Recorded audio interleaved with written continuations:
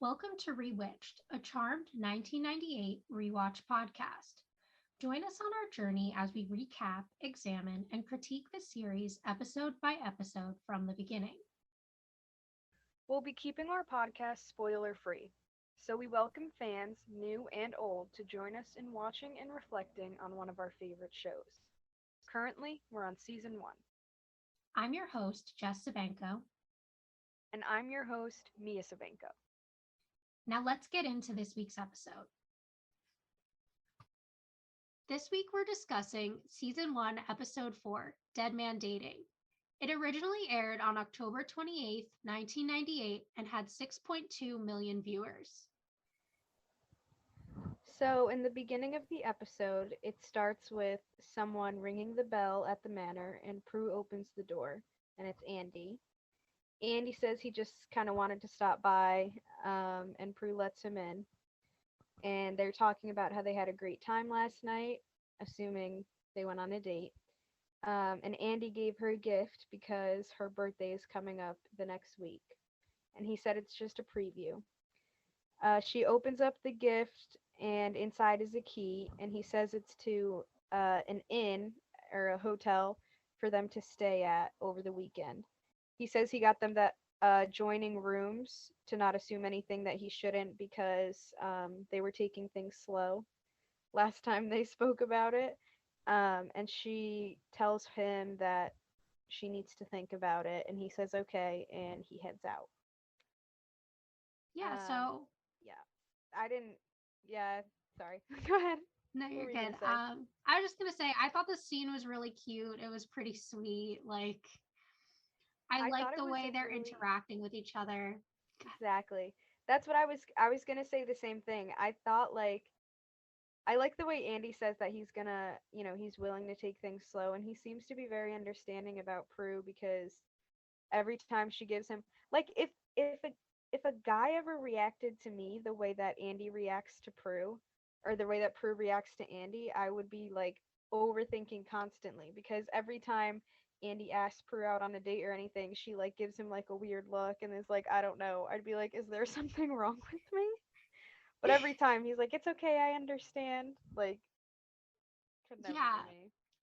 to be honest, I wasn't even thinking about that because, watching it, I'm like, I understand why Prue is acting the way she does. But now that Exactly. you're saying it, I'm like thinking from Andy's point of view, like, it must come across like she's low key, like, not into him, right? Because, like, Exactly.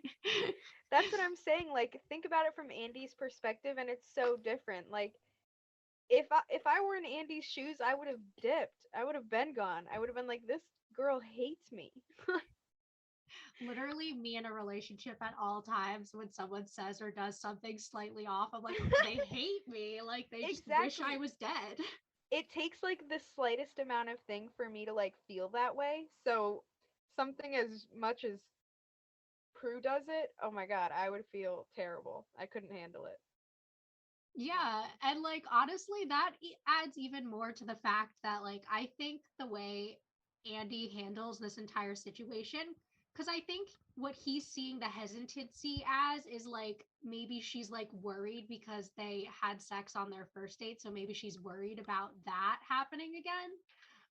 And moving too quickly, which I think is part of the reason why he's kind of like telling her in this scene, like, I'm ready for us to like move on to that next step. But like, if you're not, I still understand. Yeah. Which I think is a nice way of kind of handling what he might think the problem is. Yeah, true. Not to mention, it's obvious that Prue has a secret. Like, it's obvious that she's keeping something from him. He knows that, but he's not going to press about it. And I think that also plays into why he stays because he knows that it's just something she's not comfortable talking about and that it's not really him. It's not his fault. So, yeah, that's just what I was thinking about when I watched that scene. I always feel so bad for Andy in those moments. Yeah. And I think like everything you're talking about right there is something we're going to get to like much later in the episode when these conversations actually start to come up Yeah. between them. But let's move to the next scene. So we're at a random house. There is a man named Mark and his mother. He's holding a balloon for his birthday, and His mother brings up his grandma's belief in these evil spirits and offers him the protection charm that is hanging on the front of their house. He puts it back on the house and says he doesn't need that, kind of implying that he doesn't believe in these traditions that his mother and grandmother do. He mentions that he's 23 and he can take care of himself. And then he starts walking away. Now he's in town and he walks into an alley where this group of men follows him. One man pulls a gun on him, and Mark is obviously, confused and upset by this and asks, "What do you want?" And the man replies, "You make a wish," and shoots him. His ghost exits his body, and then we watch the man who shot him put a ring on his finger, and then some of the other men in the group cover him in gasoline and set his body on fire while Mark's ghost watches from the outside. Yeah, pretty hectic scene there right off the bat. Second scene in the episode came in hot. But yeah, so obviously this Mark character is going to be important later in the in this episode, and I'm so excited. I love this episode so much, the way it I turns do out and too. everything. So Yeah. makes And me I so sad. really love this character. I think even from this introduction of him, we get so much. And I think between this and what we'll see in the next scene with Prue, we kind of see this parallel of, not being interested in your birthday, and kind of that storyline gets introduced right away from Mark's character. And we also get kind of this connection between what gets passed down through the generations between him and the Charmed Ones. So in his family, it's this belief in the Chinese legends and the protection charms and those types of things. Whereas with the Charmed Ones, it's obviously their magical powers that get passed down.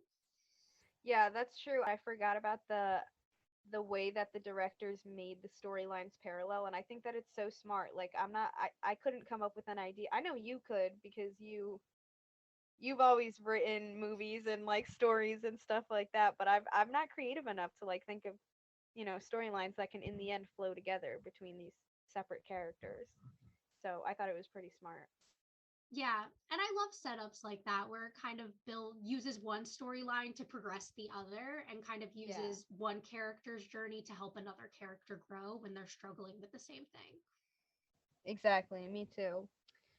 All right, so then it goes into the intro music, and once that's over, it cuts back to the house, and we see Piper, and she's in the kitchen going through a drawer with a bunch of birthday invitations, and she starts kind of putting them together to send out. And Phoebe walks downstairs, and Phoebe's like, "What are you doing? Put the invitations away because Prue is coming." Obviously, those are for Prue. And Piper kind of gets annoyed with Phoebe and says that she was supposed to send out the invitations last week and the party's on Friday. Phoebe says they're right on schedule because, the caterer's called, everything's booked. And Piper's like, "Well, that's because I did all of that." And then they kind of start talking about how Phoebe wants to get Prue a gift this year for her birthday and needs to work for it. And Piper says that her traditional birthday gift is a card 3 days late, and Phoebe says she wants to break the tradition. And then Prue comes downstairs and tells them that the date with Andy went well last night, except that he asked her to go away with him over the weekend. And Piper asked if she said yes, and Prue said she has to think about it. And Phoebe tries to get her to go at first, but then realizes she shouldn't do that because that messes with their whole party plans. And then her and Piper kind of try to convince her not to go. Prue gets sus because they're acting very like suspicious, obviously hiding something, and asks if they're trying to plan a party for her, and they say no. She says, "Well, that's good because I hate surprises," and then Prue leaves. Phoebe and Piper kind of bicker a little bit about how this wouldn't have happened if Phoebe had sent Andy his invitation in the first place, and that was then Phoebe says she has to go to work or has to go pay for her gift, and that was how that scene ended. Yeah. So, one thing that I took note of as a quote from that scene is kind of when they're trying to convince Prue not to go, Phoebe says, "Unless you're ready to put your toothbrush next to his, you shouldn't go." And I just thought that was so funny. Phoebe went off there. She went off for a little bit in that trying to convince him. Piper was like, wow. No, that was good. I think, a lot of this scene was really just set up for what the storyline is going to be in the episode. I think the one important character development I'm getting in this scene is sort of Phoebe's desire to impress Prue in some way, right? To prove that she's not that same like fuck up that Prue knows her to be, and that she can do something mature and that she can do something for someone else. Yeah, exactly. It definitely shows character development, especially them telling or Piper saying how she typically just gives cards 3 days late, talking about how she doesn't have a job, how's she gonna pay for it, um, and Phoebe goes out of her way to do this thing for Prue. I thought that that was like, it's showing that Phoebe's changing. Yeah, By and I becoming think a it's charmed one. funny because then, we go to the next scene where we see that Phoebe's changing, but she's doing it in a very Phoebe way. Yeah, it's perfect how they made that happen. Like it didn't just go straight to like some actual hard job. Oh, I was gonna say something, but that would be a spoiler. I'm so bad at this. It's so hard. Something way later in the show, so forget what I was gonna say. Yeah, You can don't make me continue. have to do a bunch of editing. Yeah, no. Keep my mouth shut. So, in the next scene, we go to a hotel. We find out that the job that Phoebe is interviewing for is to be a psychic at a hotel bar.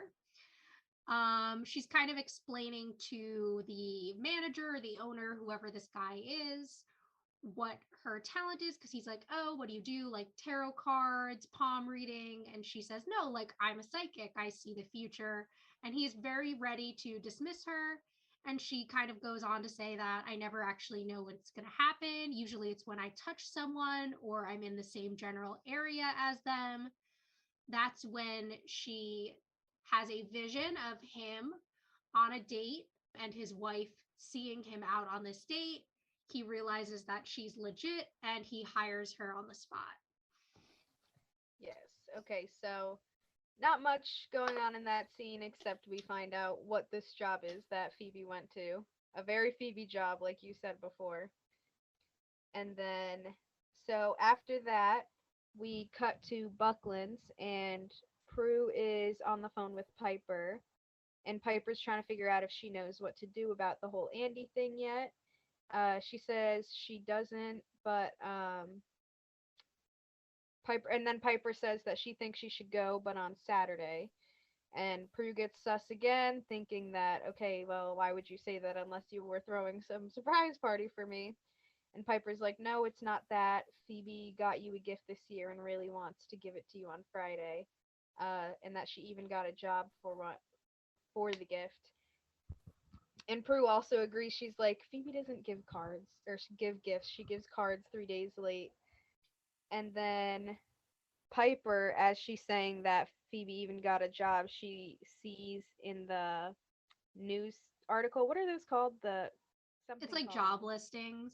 Yeah, job listings. Okay, so yeah, she sees the job listings, and Phoebe, not very slick at all, circles the psychic job that she was thinking of. So Piper obviously found out that that's the job she was going for. And Prue asks what job she got, and Piper just was kind of like dismissed it and was like, oh, I don't know, I gotta go, and hangs up the phone. Is there anything you wanted to add to that scene, or should I just. I think for the most part, we're just getting, again, some more development on what's going on. Yeah. We confirm that this is, in fact, what Phoebe always does. And we see Piper kind of trying to make sure that party still happens without letting Prue know that the party is happening. Yeah, exactly. So then we're back at the hotel. We get this poster of the amazing Phoebe. Alyssa Milano looks so gorgeous in that photo that's Always. posted. And She's doing a reading for a blonde woman in the vision that she has. The woman is at a Weight Watchers meeting, and Phoebe tells her that she's gained weight. The woman immediately freaks out and accuses her of being a fraud. She says that she only cheated once that week. And I think it's one of those things that is very of its time. You know, Weight Watchers was something that was popular then. I think it's still relatively popular now. Whereas the idea of body positivity really wasn't. So that's something I definitely took note of there. Yeah, I was Um, thinking that too. I don't think you could ever really get away with saying like, "Oh, looks like you gained some weight." Like you couldn't do that now. It would not fly. yeah, and also the fact that like the woman she's talking to is very conventionally thin. Um, and so kind of forcing this idea that this thin woman needs to lose weight just feels weird. Like you shouldn't say that to anyone, but to kind of promote this idea that a woman who already fits kind of like society's standards of like the size a woman should be needs to lose more weight just feels wrong. Yeah, it definitely does, but it definitely shows that, shows the era that this was in because people didn't seem to care so much. Like there was a really you wanted to be like completely skinny, like Yeah. But then we go back. Piper enters the scene then. She kind of calls Phoebe out for what she's doing and says our powers are supposed to be a secret, not a marketable job skill. Phoebe's like, no, they think I'm a psychic, not a witch. It's no big deal. This isn't for personal gain. This is so I can get a gift for Prue. That's when Mark walks into the scene and he asks which one of them is the psychic. Both of them respond and say that it's Phoebe. Mark is immediately super happy and is like, you can see me, both of you. He says he's gone to every psychic in the city and they were his last hope because obviously the other psychics weren't the charmed ones and couldn't see him. That's when Phoebe's boss approaches and he's weirded out by the fact that Piper is talking to no one because, of course, only they see that Mark is there, but they haven't realized that yet. Shortly after, Piper leaves and Mark follows after her. They're walking in the street together. She tells him to leave her alone. She assumes that he's some drunk who just doesn't know what's going on. He tells her that he's dead, he's a ghost. She doesn't believe him at first, but then a guy goes right through him, and that's when Piper realizes that he's telling the truth and she should help him. yes. So that's pretty much just where we get introduced to Mark, meeting the Charmed Ones at least, and I guess kind of further development in the story. Yeah. And I think it's a cute setup the way they don't realize that no one else can see him, right? And Yeah. they just don't believe him at all at first. Like it's a very fun way to introduce the character to them as opposed to if minor spoiler here, as we'll see later in the series, sometimes these magical beings who need help are very easily able to find the charmed ones. Whereas for Mark, it was kind of a coincidence that he kept seeking people out and then happened upon them. Yeah, that was definitely a good like it definitely changes in the future, and I think that was I was also going to say kind of something about that how it does seem to be a common theme though for them to not believe someone for something. Like I know in future episodes I've noticed the same thing, and it's like, okay, you guys have been doing this for so long. How do you not like you're still quick to dismiss the idea of something being wrong as if it's not a common theme in your lives. Uh but I guess that's just for story's sake. And also the way Piper was talking to Mark, getting very defensive and like being like, you're harassing me, like, can you believe this guy? All of that. It's so not Piper. Like I love that we saw that in her, that little like spark. I thought it just made me happy. Yeah, I think it's interesting to see because I think for the most part at this point, 90% of the people we've seen Piper interacting with is people Piper cares about, and we've seen how gentle she can be with them. Whereas this guy, who she does think is just some drunk who's bothering her, the way she reacts to him is very different, which I think is something interesting about her as a character. Yeah, I agree. Okay, so then we cut to Prue, and she's walking around at Quake, I assume looking for Piper. I'm not really sure what she was doing there. And she sees Andy sitting and having dinner with a woman, so she comes up and says hi. She introduces herself as Susan Trudeau, and Prue is, which is Andy's last name, and Prue is kind of like, oh, like Trudeau, are you his sister? And she says, no, I'm his wife. And Prue's like, all right. So she storms off, and Andy tries to get up and follow her and is like, she's my ex wife. And Prue's just like, don't bother. And she uses her magic to move this like table cart of desserts in front of him, and he flips over it, knocks the table over, falls to the ground. It's pretty funny. And then Prue just continues to walk out. So that was how that went. I can't even begin to explain how annoyed this scene has always made me at Andy. Like, are you kidding me? Because even if it's just like, yeah, you're having dinner with your ex-wife, whatever, but the way that they were sitting really close to each other in the scene, and he like is like licking her ear basically, I was like, all right, like relax. Yeah, I definitely agree. I think that he's trying to make it out to be like something that's totally fine, but like even if it's on the cheek, like why are you kissing your ex? That's like Yeah. not okay. Especially like you guys weren't just like, yeah, it's your ex-wife, but first of all, obviously Prue didn't know about her, and that was your fault because you kept that a secret. Not to mention you're kissing her on the cheek, you guys are giggling, talking really close, and you're dressed up really nice in a fancy restaurant. Like that's obviously something more. Plus there's obviously history there. It's like that's always been too much for me.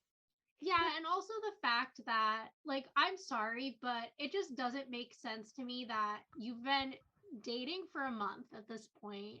He said that earlier in the episode, and somehow it never came up that you were married. Like that makes no sense to me. No, I it have doesn't. had guys who I've been on like 2 dates with, and I knew a bunch of stuff about their exes just because talking about previous relationships is something you do in a relationship. So it's Yeah. like weird to me. Another thing about this scene that bothers me is when Prue asks if it's his sister. I could see if she asked if it was his cousin, right? Maybe she doesn't know his whole family, but she would know whether or not he has a sister. They've known each other since Exactly. high school, That's what at I was least. thinking that too. Yeah, at least high school. But I was thinking the same thing, and I also didn't like how the woman was straight up like, no, his wife. Like, especially if you guys are exes, why didn't you just be like, oh no, this, we're just ex-husband and wife. Like that obviously makes it seem like there's more going on. Yeah. It's just And like it makes it very clear that whatever he feels about their relationship is not what Susan feels. Because if yeah. Susan was completely over Andy, she would have read that situation and either introduced herself as his ex wife or as his friend. She wouldn't have gone, oh, I'm his wife. Yeah, exactly. Like screw you, bitch. And not to mention it it's also a little weird the way they just kind of threw it in there and then it never ever gets brought up again.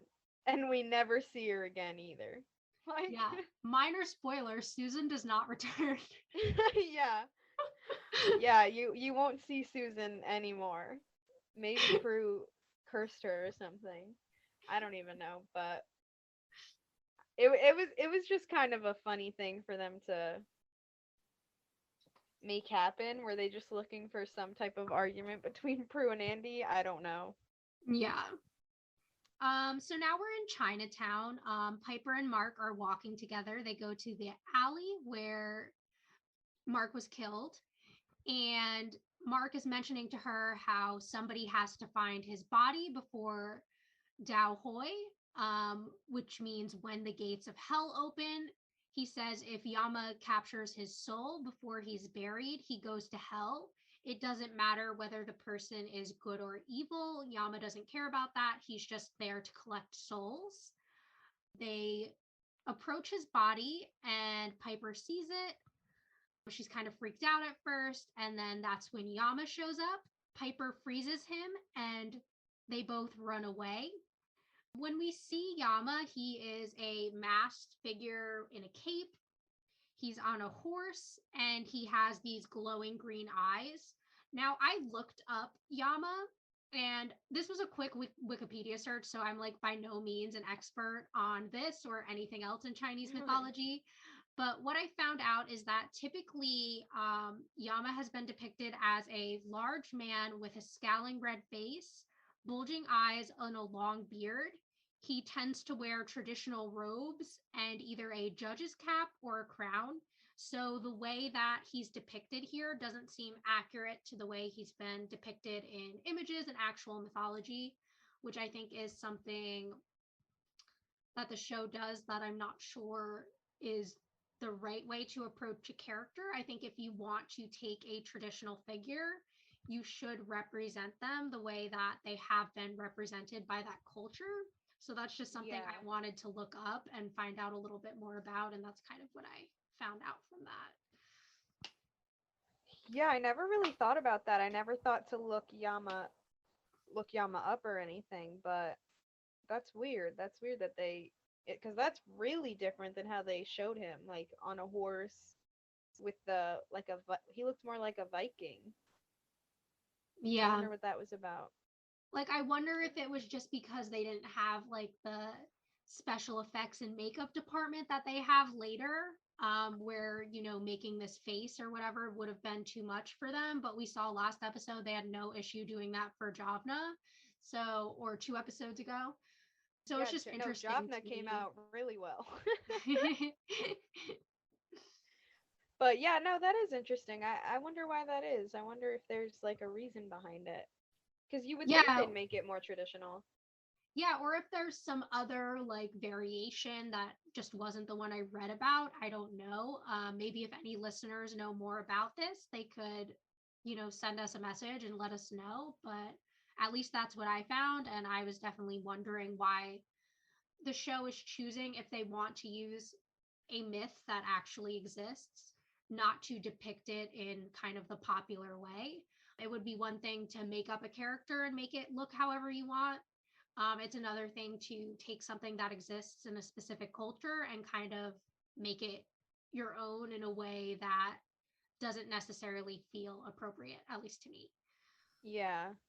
Like it is someone else's kind of culture, story, belief, you would think that you would maybe represent that a little bit better, but I don't know. I mean, I'm sure there was a reason behind it, right? Obviously, they did some sort of research because otherwise they probably wouldn't even know who Yama is. I mean, I've never heard of him before this show. I guess I never thought of it as being like a real thing. I don't know why I wouldn't, but I guess in my head it was just like, oh, just another demon they made up for the show. But yeah, I don't know. Yeah. All right. So then we cut back to the manor, and Phoebe is knocking on the bathroom door and says, Prue, you can't do this. Piper's going to be crushed. And Piper kind of walks up with Mark as she's saying that, or walks up by herself, I mean, and as she's saying that, and is like, like, what? What's going on? And Prue walks out in her towel, and she's like, the surprise party is off, and says that the restaurant kind of called her while they were out, and so she knows about the catering and the party and everything. Prue says it hasn't been a great day, and Phoebe asks if it has anything to do with why Andy's been calling all night, but, Prue doesn't really say anything, and then that's when Mark walks up and tries to ask Piper a question, And Prue says, "Hey, I'm practically naked here," I which love when people say naked like naked. It's the uh funniest thing to me. yeah, like that's so weird. Like what how is that even a thing? Naked. I can't believe Prue says It's that. like It a cracks me up every time. Southwest thing because I've heard other people say it. Yeah, I've heard other people say it too, but it's just it cracks me up hearing Prue say it cuz like Prue, like relax. Who are you? But anyways, so then Phoebe says, "What's the drunk from the hotel doing here?" And Mark says he's not a drunk, and Piper tries to say he's a ghost. And they're like, "What? Are you sure?" And completely unnecessarily, Piper throws a mug right through him, and it breaks on the ground. And she's like, "Yep, I'm sure." Like, I don't know why she had to do all that to prove her point. Like, that's a messy cleanup. Right? Like If high someone did that, drama, Piper.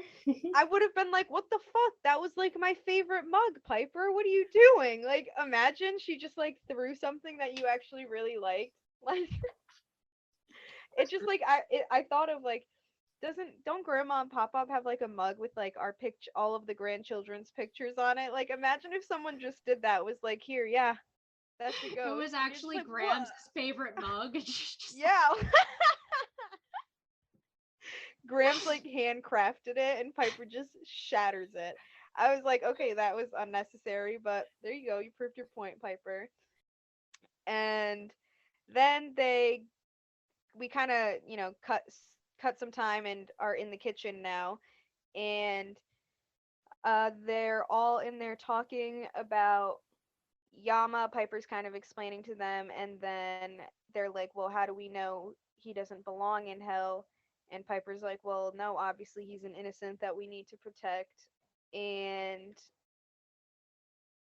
they say they need his. I can't even read what I wrote. Anyways, sorry about that. So they say they need his mom to give him a proper burial so that he can move on and, not have to worry about Yama anymore. And so Piper says that she called the police and told them where the body was and wants to give them some time to tell Mark's mom and let them know that, there's her son is dead before she goes and talks to him or goes and talks to her.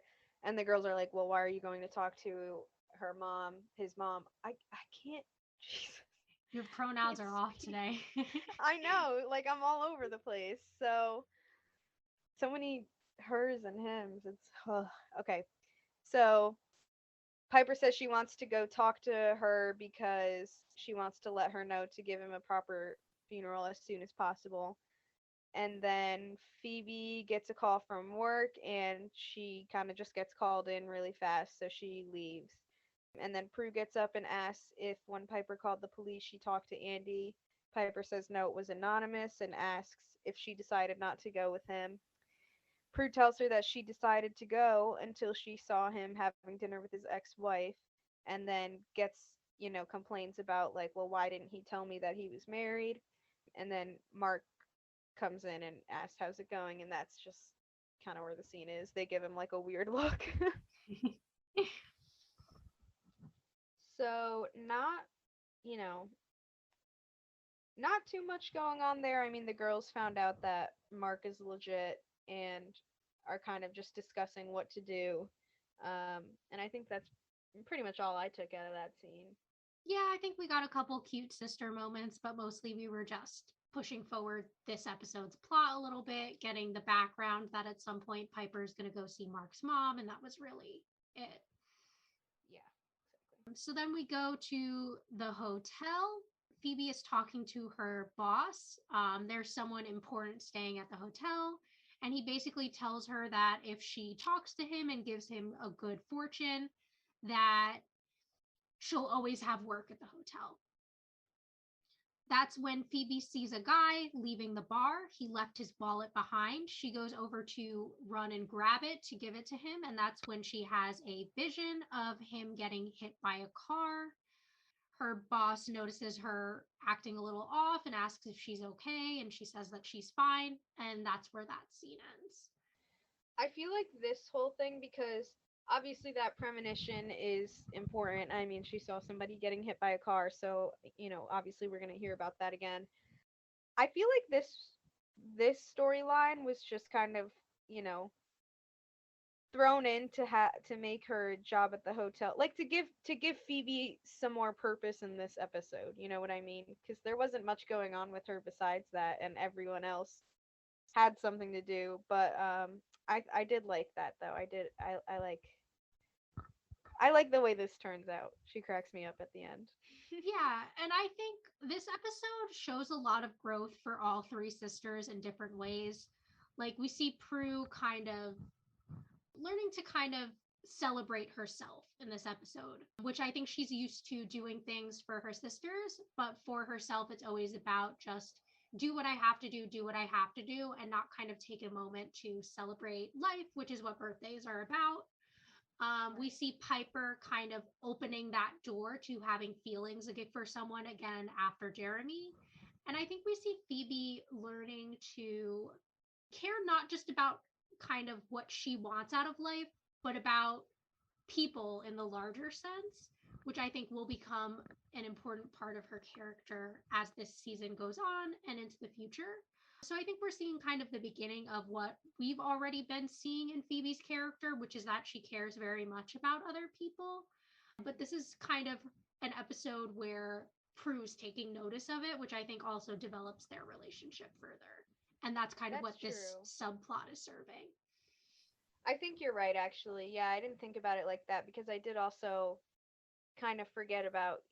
I mean, we'll see it in, further along in the episode, how this kind of connects her and Prue a little bit more. And then we cut to the manor, and Mark is just sitting in the living room trying to press buttons on a TV, and his fingers just going right through. Piper walks in, and he just kind of starts talking to her about how it's all new to him, and you know how he's not used to being a ghost.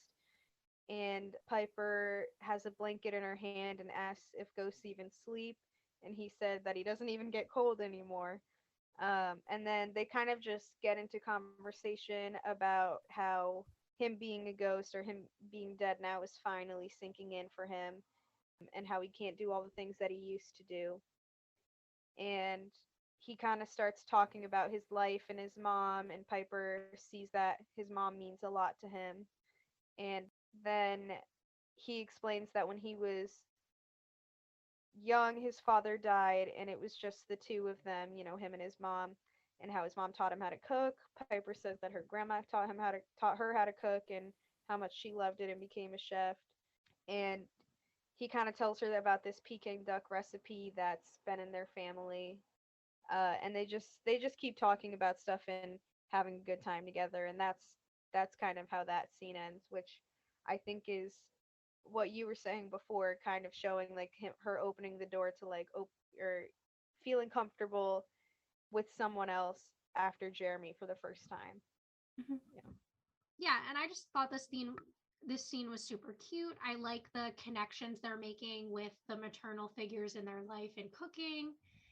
And I think just seeing Piper able to find someone who she has so much in common with and who she can be genuinely sweet with. And I feel like he's recognizing a lot of these qualities in her that I think other people have pointed out to her, but she doesn't necessarily see about herself. So I think that Hmm. this is a really good relationship for her. Too bad he is dead. Yeah. If only. If only he was alive, because I feel like this could have gone somewhere so cute. Like, they were really adorable. Yeah, Yeah. definitely. So then we go back to the hotel. They're by the elevators, and Phoebe approaches Mr. Corey, who is the guy who left his wallet at the bar in the previous scene. At first, it starts off kind of like cutesy. He's like, "Oh, you're that psychic," whatever. He's kind of like joking around. She mentions that she left a note for him warning him not to go outside. And he kind of starts freaking out, thinks she's trying to scare him. That's when his wife approaches, and she is the same woman who earlier that day Phoebe had given the reading about her gaining weight too. The woman accuses her, oh, I'm sorry, the man accuses her of stealing his wallet and says to stay away from them. And that's when she yells, he's going to die as they're getting into the elevator. And they're like, we're going to call security. Like, they're not having it. They don't believe her at all. Phoebe, sweetheart, could have handled that a little bit better. You sound like you're going to murder him. But, I mean, do what you gotta do. Yeah, like I feel like her intentions here are so good, but like her method, like you just come across like a psycho stalker. Yes, the entire episode. And I don't know, I feel like she definitely could have found a better way to. Well, I mean, what could she really have done? But I feel like she could have approached it at least better. A little Yeah, more I think gentle. maybe trying to talk to him before the ominous do not go outside note maybe would have Yeah, gone a little better. could have gone over a bit smoother there. And the way she just, like, she clearly didn't see how that was so weird at first. Like, she wrote this message and was like, word, like, this is it. Like, this is good. Because the way she casually brought it up, like, oh, you got my note, right? The one warning me not to go outside, stay the fuck away from me. What the hell? Like, that's so creepy. She like wrote up the note and like felt like she was like Snooki and Jenny in the Jersey Shore. She's like, ah, perfect. Just leave this Yeah. here. She's like, I really did something here. Okay, Phoebe. Um, all right, so then we cut back to Buckland's, and Prue walks in her office and sees that there's flowers on her desk, and Andy's kind of waiting there behind the door, but she doesn't see him at first until he shuts it, and then he says hi and tries to apologize to her and says that he was gonna tell her that he was married before. She says some witty response like, "When were you gonna tell me, before or after the doors to our adjoining rooms flung open?" I was like, period, Pro. Um, and she kind of is just like, I don't understand why you wouldn't tell me unless you were clearly trying to hide it from me. And he says, he says, it was an innocent dinner. I have an ex-wife and I don't hate her. Is that so horrible? And Prue says, no, it's not, but not being honest and telling me up front is. And he says, I apologized for that already. Why are you trying to turn this into something it's not? What's really bugging you? Looks like I'm not the only one trying to hide a secret. And then, that was kind of the end of that scene. But I was like, I have like a comment here. I was like, ew. Like, Literally, that was so. like, What do you mean turning it into something? That's exactly what this is. You lie. Why are you trying to turn this into something? That's exactly what it is. What are you yeah, talking about, it's Andy? like, okay, Gaslight King, like, That's you guys weren't exactly. kissing. Like, what the fuck? It's not even, and she wasn't even talking about that. Like, she wasn't sitting there like, oh, you were hooking up with your ex-wife. She was like, I just don't understand why you weren't honest about it. And he was like, what the fuck? Like, why are you turning this into that right now? What would you rather it be? Like, that's the truth. It was It's the like way you that don't he want got mad someone at to her there. accuse you of being a liar when you were being a liar. What? Exactly. And like, you came here with the intention to apologize and ended up getting mad at her for like explaining calmly why she was upset. But and Prue didn't even think of it that way. Like, her face at the end of the scene was very like, oh, he's right. Like, no, he's Yeah. not. But I think that just also stems from Prue's guilt of having to keep this secret from him all along anyways. Yeah, and I feel like there's like he's 100% in the right that she's keeping something from him, right? Yeah. However, bringing it up in the response to the fact that you kept something very important from her and she got upset about it, that's not the appropriate time to be like, well, you're keeping secrets too. Yeah, no, no, it's not at all. Especially like it's very different. And what he did is kind of worse. Like, it's obvious that cuz Prue's, yeah, she's keeping a secret, but she's not hiding the fact that she's keeping a secret, you know? Like, it's very clear that she wishes she could tell him but can't. And I think even he sees that, which is part of what I was saying before, like, why he's still being there, you know? But this, like, you being married, that's something completely different. And something that, isn't just a part of your life. It matters to your relationship together. Yeah. Like you having dinner with your ex-wife, that affects Prue too. Yeah. So it's just a little different. I didn't think it was right for Andy to react the way that he did there, but what do I Yeah. And know? it's also like if you're in a relationship with someone and you're going out on what could be considered a date with someone else, like that's not okay. Like what would have been appropriate is for him to be like, I have dinner with my ex-wife sometimes, we're still friendly, whatever. But he's kind of like, oh, you're turning this into something it's not. Like, I'm sorry, you going on secret dates with your ex is not something it's not. That's like a Yeah, valid thing to be upset about. And that's not even what Prue is upset about. She's upset about the fact that exactly. you kept it from her, not even that you did it. I would have been upset that you did it.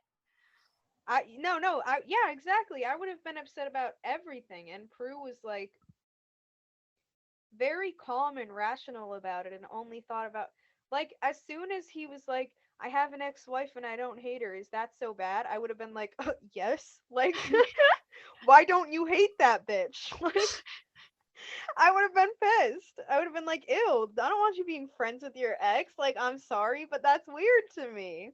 But Prue was like, no, that's fine, I don't even care about that. I'm upset that you didn't tell me. And he's like, oh, you bitch. Like, no reason. Yeah, I think we see that like Prue is a very mature person and like I feel like Andy would have had a better reaction if she was upset about the dinner that he did, that she was upset about hiding things, because like that is 100% valid. There's no universe where like lying to the person you're dating is okay. So I think the fact that like she wasn't like, oh, you went out to dinner, because like he was ready to defend that. You know what I mean? He Yeah, wasn't he had ready to he had an defend I kept a excuse for secret. that. Yeah. Exactly. Which I think honestly, but I will say that his response here is very accurate to, I feel like, how it would have been in real life. Because No, definitely. in moments like that, because I feel like I would have, and probably in the past with, I mean, obviously not this exact situation, but like similar things when I've gotten into an argument with my ex, like I always kept myself very rational and cool and like tried to point out the facts, like why this matters. And it's like, and not so much the things that he could easily defend. And that's what they do. That's what they do when they're backed into a corner and they know they're wrong, like he had a reason to, or he had an excuse for the whole having dinner with her thing, but she's like, no, no, no, no, that's not the issue. This is the issue, and that was something that he couldn't defend. So Yeah. he just went on, defense mode, and I think it's definitely realistic. Like that's 100% how things would go down if in real life, and have before, for me at least. Yeah, I could definitely see it too. So let's get into the next scene. So now we're at Mark's house, and Mark and Piper approach. She's speaking to Mark's mom. The caption said in Chinese. I'm assuming it's Mandarin, but I don't know that for sure. And she does this because Mark tells her that if she speaks to her in Chinese, that his mom will trust her. So Mark's mom asks if she knows where Mark is. And Piper and Mark are both confused by this. They're wondering why she doesn't know. And she says she hasn't heard from him since his birthday. Mark says that Piper has to tell his mom that he's dead, but Piper isn't able to do that. Instead, she tells his mom that if she sees or hears from him, that she'll let her know. That's when Mark tries to run at the door as his mom goes inside, but that charm that we saw his mom try to give him in the beginning blocks him from going into the door. Okay, so that scene broke my heart.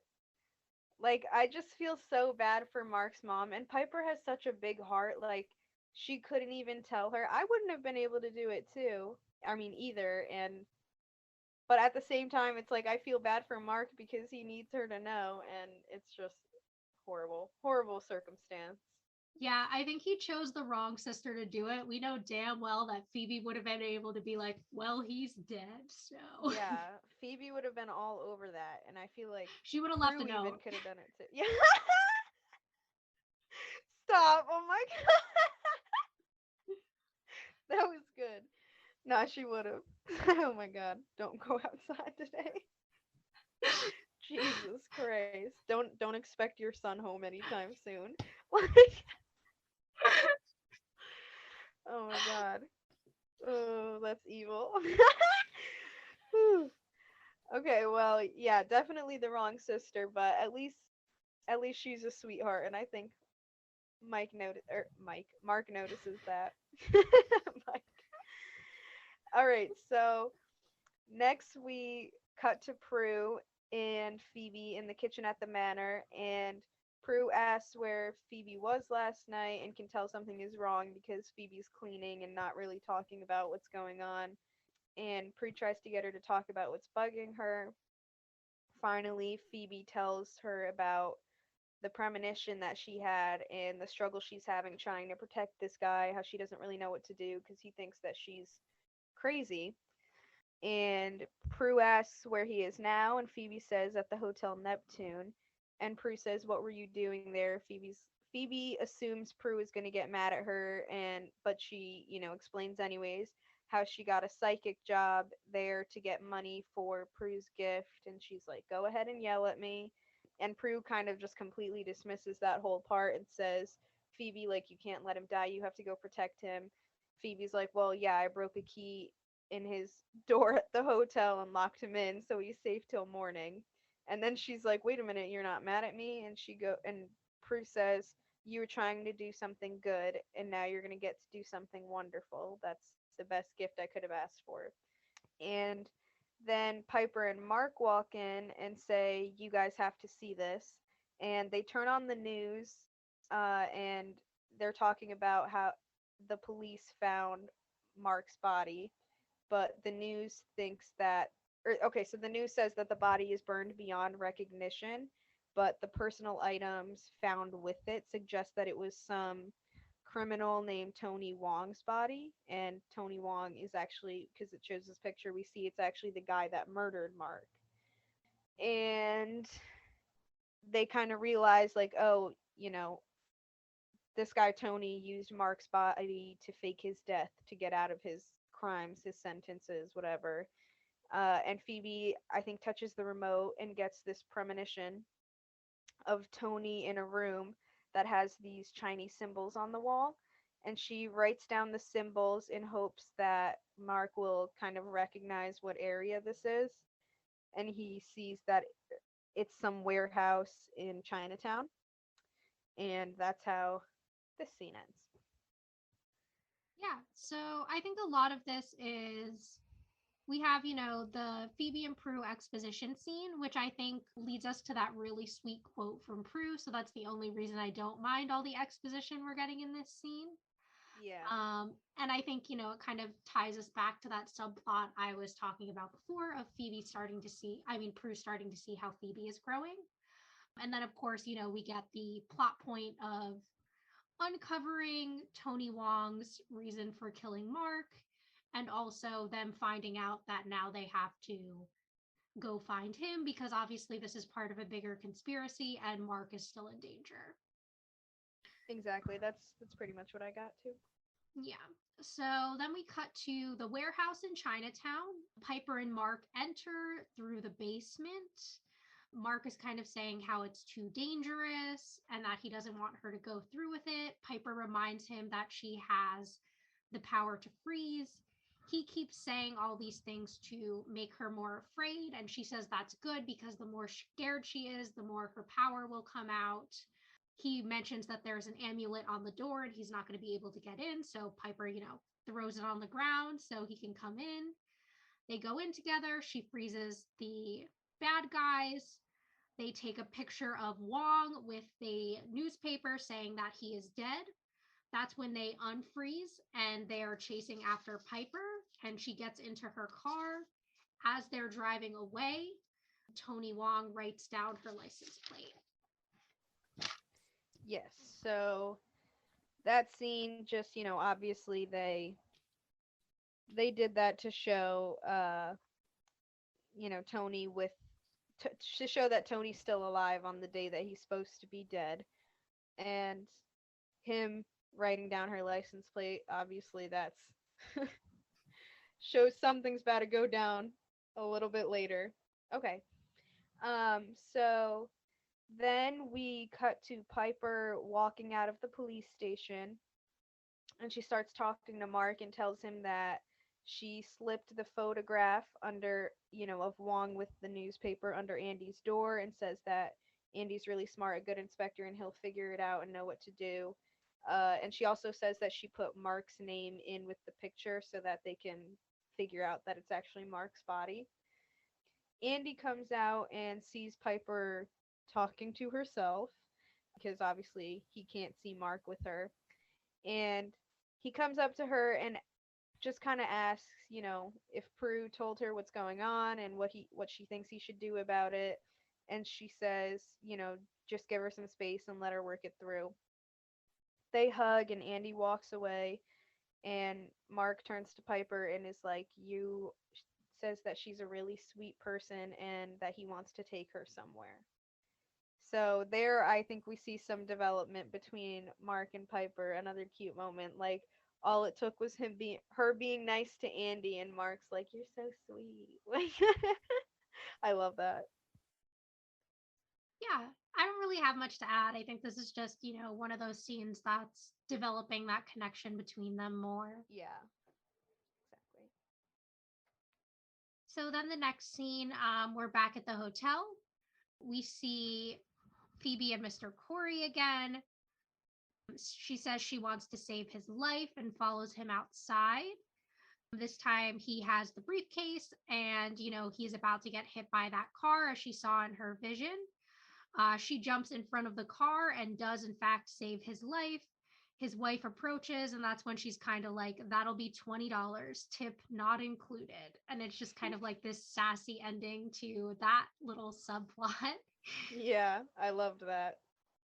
The way she like fixed her collar, like, yeah. Like, okay, Phoebe. And they were just sitting there so confused. But that was, yeah, no, that was a good ending to that plot. She ended up saving him. So, yeah, I don't think there's much there either. Yep. All right. So, next we go to Piper and Mark walking into Mark's old apartment when he was still alive. And they're kind of just looking around talking about a book, and then he asks her to reach for this box, and she does.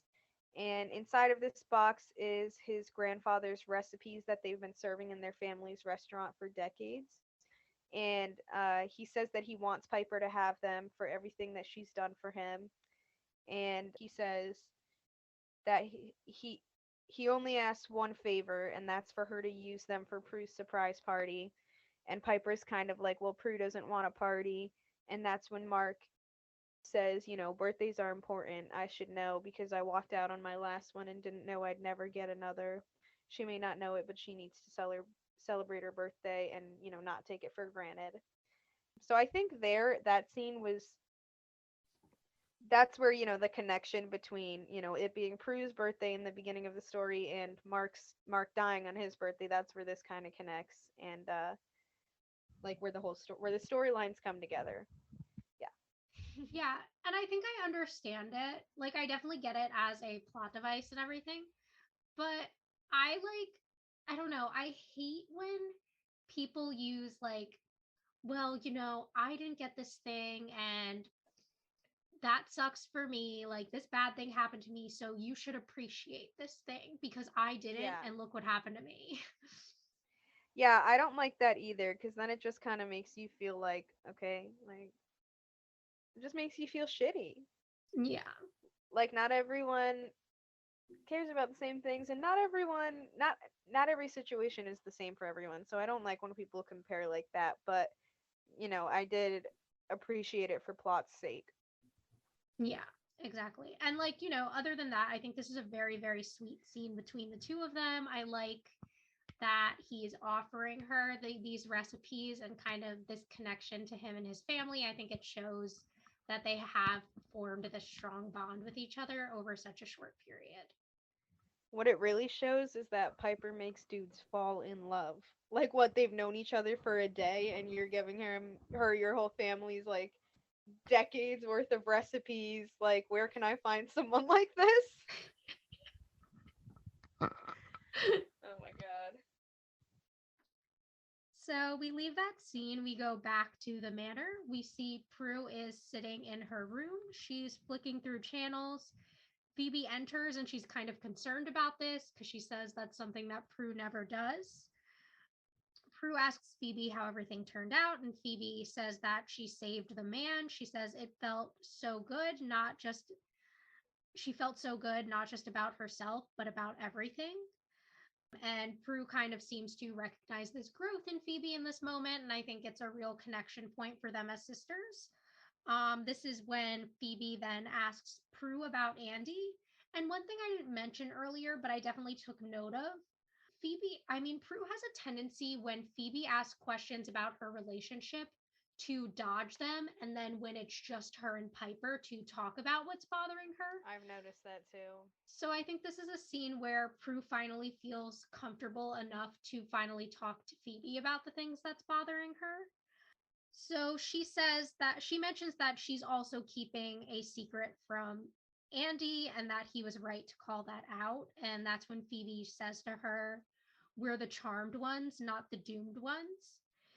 And we saw her say something very similar to Piper a few episodes ago when Piper was kind of struggling with being a witch and whether or not she was evil.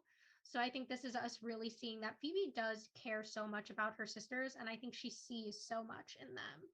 And that's when Phoebe kind of leaves Prue with that advice to talk to Andy and work things out. Yeah. I I agree. I think that it kind of shows out of everyone, Phoebe is the one most connected to the idea of being a witch. Like, I feel like Prue and Piper aren't, fully on board, while Phoebe, like, from the get-go was. And I think that just kind of continues to show, as she's always the one who's like, yeah, these powers are getting in our way sometimes, but we're meant to do great things. Like, it doesn't mean that we're set up for failure. She's always like, she did it with Piper, she did it with Prue, the one defending that.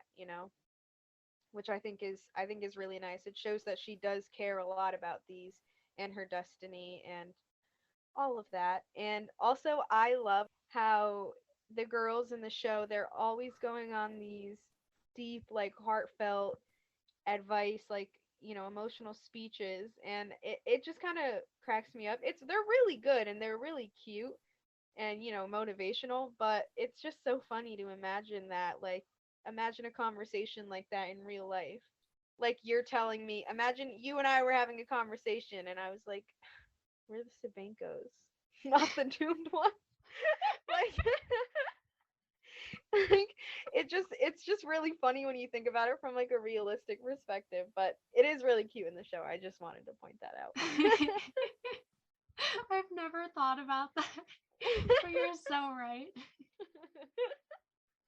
So I always make jokes with Caitlin. Like, I'll always, like, when we're just talking about something, like her and her boyfriend, I'll, like, get all deep and emotional and be like, like, just say some stupid thing that only would happen in a show.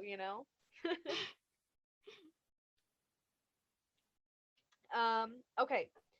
So after that, Mark and Piper are walking back into the manor, and Piper asks if he's okay, and he's just kind of sitting there thinking about what's waiting for him when he finally does go to heaven or go to hell. Well, I guess we won't find out if Yama gets him yet. And he says that he doesn't, him and Piper are getting very, like, close and intimate right here, and he says that he doesn't want the night to end and he's not ready to say goodbye. And that's when Piper starts like air touching his face, like getting her hand really close but not actually touching him because she knows that she can't. And she's like, just close your eyes and imagine that you can actually feel me touching you and comforting you. And then they do like an air kiss where they get really close to each other's lips but don't actually touch lips. And then that's when Tony and his boys burst through the door and completely ruin that moment. And they just snatch up Piper and take her out the door, and Mark's screaming like, somebody help. Prue and Phoebe come running downstairs and they're like, what happened? And Mark tells them that, Tony's men got Piper, and they all kind of run out the door to go find her and call 911. Oh my god, can we just say, like, it was so polite of these gang members to wait until after they kissed to come in and kidnap her. Yeah, you think they were just like waiting outside the door, like, all right, let's just give them a sec. Like, Yeah, like, they're this is clearly def having a a good time in romantic there. moment. The way they just bursted in, like, way to kill the vibe. Literally. Do you think that had they not bursted in, they would have had air sex? No, I'm just kidding. We know Piper doesn't have sex on the first date. Oh my god. Like, imagine that though. They're just like, ew. Ew. Like air ripping off each other's clothes. Like, We've gone too far. they they just completely ruin. I guess we'll never know because of Wong and his men, but I would have loved to see that. How far are you willing to go, Piper?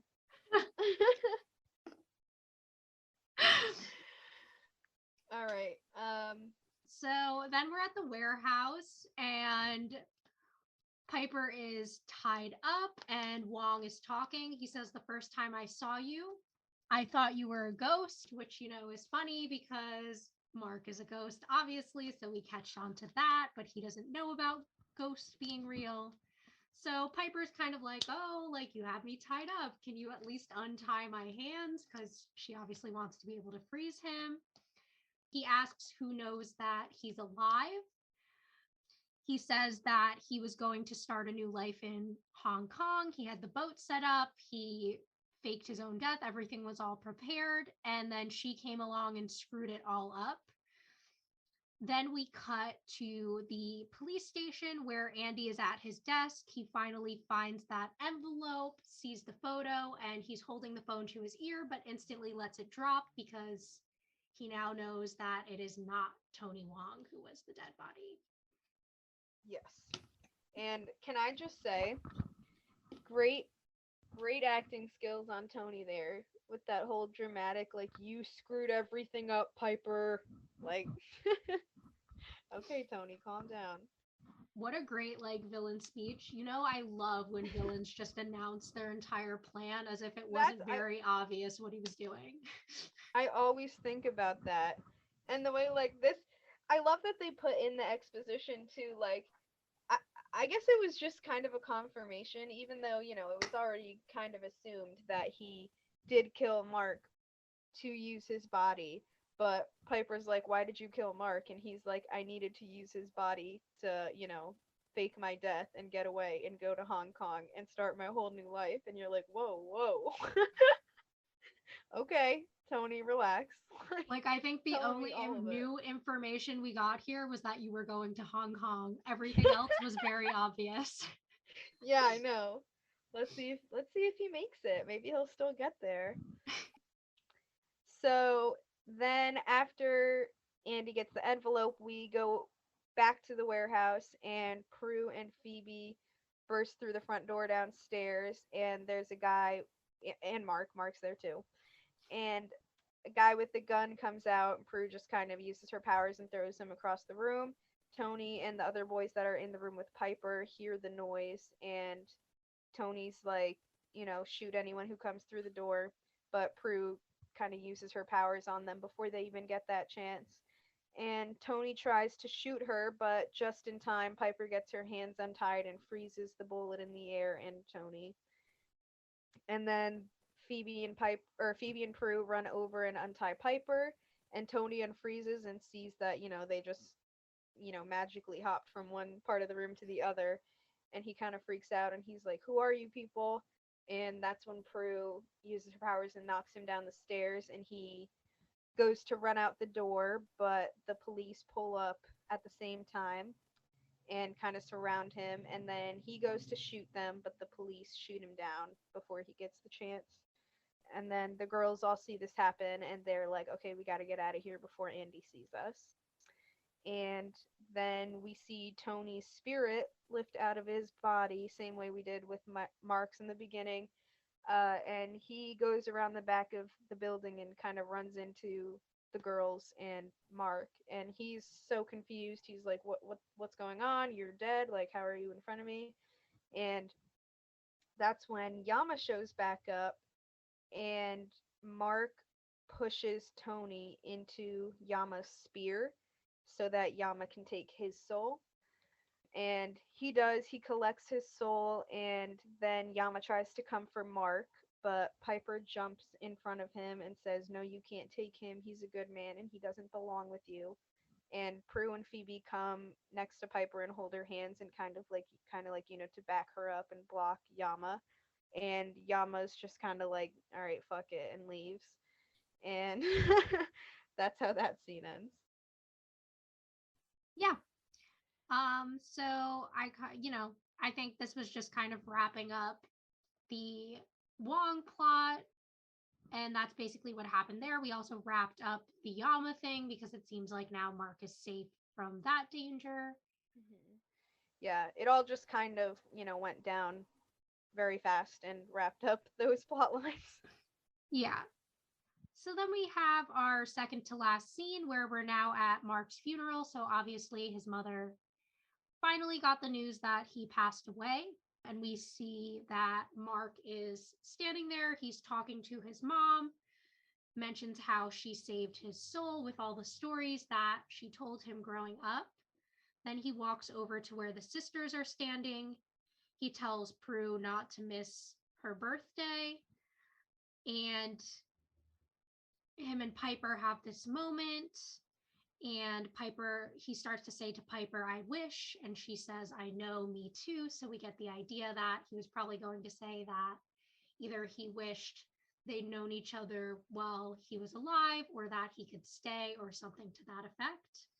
That's when there's another little face touch that's not a real touch going on. And then a man appears on a bridge area on the other side of the cemetery, I guess. Oh. And they ask who it is, and Mark says that it's his father. He walks over to him and they leave together and fade out. So we get the idea that he joined his father in heaven in that scene. And then we're left on the sisters, and Piper's kind of teary and she says, "Leave it to me to fall for a dead guy."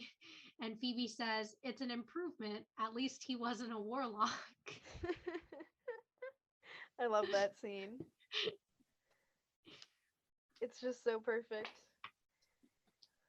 Which is true, but it's sad that Mark had to go, but I feel like, it left us with this idea that Piper's finally able to open up her heart again and kind of trust other people, which I think all in all is a good thing. Yeah, definitely. And it makes me wonder, obviously Mark, or I shouldn't say obviously, but potentially Mark isn't the great love of her life. She's not going to spend the next 7.5 seasons pining for her dead boyfriend. So I'm interested to see who the great love of her life might be, if not Mark. Yeah, I am too. I wonder if there was a little foreshadowing going on. Um, but so after this, we go to the last scene, and it's the girls walking back into the manor after the funeral. And as they're walking in the door, Prue says that she kind of changed her mind about the party and thinks that she does want one for her birthday. And Piper's like, well, I'm so glad you said that, cause, and that's when everyone that's in the manor jumps out and yells surprise. They all were there for obviously Prue's surprise party. And Piper's like, I got you, didn't I? And she's like, yeah, you did. And then Phoebe gives her present that she paid for. And we see Andy there across the room, and he smiles at Prue, and Prue smiles back to him. And that's how the episode ends. So I guess we have a happy ending for Andy and Prue. I guess all the issues they've been having all episode just magically disappeared. I Yeah, wonder if they'll ever come back. I think they're gone, just like Susan. I swear it's like cause we never hear about it again. I just don't get it. How does something like that just go away? But okay, Couldn't tell I you. guess it wasn't that important. um, but I think all in all, this was a good episode. It showed character development between Prue and Phoebe. I like that in the past, like from the beginning, from the first episode to now, you can even see the difference in their relationship. Like this, I think, is the first time that Prue actually kind of went to Phoebe and, or at least opened up to her about the stuff that was going on in her own personal life. When typically it is just Piper that she talks to about that stuff. We see Phoebe getting, more mature and kind of showing more how she is willing to do all these things for other people, and she's not just this, selfish, immature person. And that idea that Piper is finally going to open up her heart again. I think this episode just kind of showed a lot of development in all of them. Yeah, I totally agree. Anything else you kind of want to say before we wrap up? I think I'm good. Thanks for listening to this week's episode. If you want to reach out to us or follow us on social media, we're on Instagram and TikTok at rewitched_pod. You can also send us an email to rewitched.pod@gmail.com. Join us back next time for season 1, episode 5, Dream Sorcerer.